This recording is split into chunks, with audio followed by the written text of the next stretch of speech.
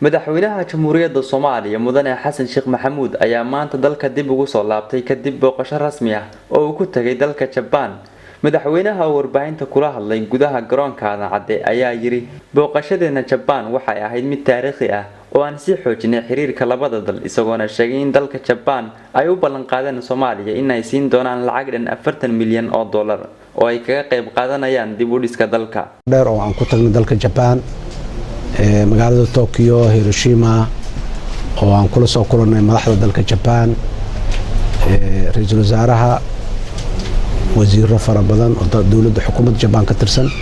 iyo boqorka Japan muxuu ahaay la kulanay intaba dhammaan waxaan ka wada hadalnay waxay ahayd cooperation ka dhaxeeya Japan iyo Soomaaliya oo laba qaybood u qaybsanaa mid ahaa in kaalmada Soomaaliya ay siisay Japan in dib u eegis lagu sameeyo oo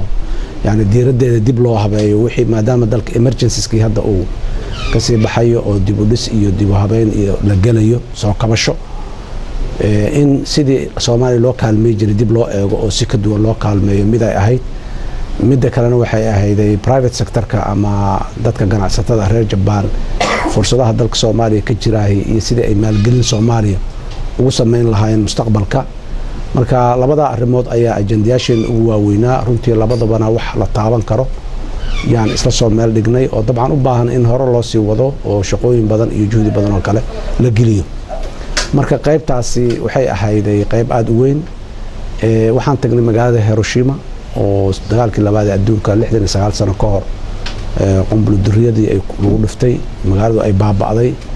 muddo seconds ama daqiiqada gudahooda 140,000 oo qofood ay ku dhimatay haddana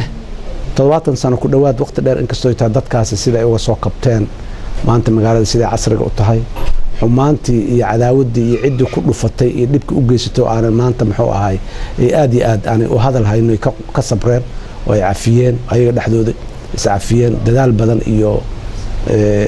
dib u dhiska iyo casriyeynta dalka iyo magaalada ay ku sameeyeen waxa la soo kulanay dadkii noolaa bariga dhibaatada gaartay qaarkood. marka inaanan meel loogu xabisnaanin wixii shalay dhacay hore loo socdo biri iyo mustaqbalka iyo generationska cusub ee imaanaya muxuu ahay horumarkooda iyo maslaxadooda laga fikiraa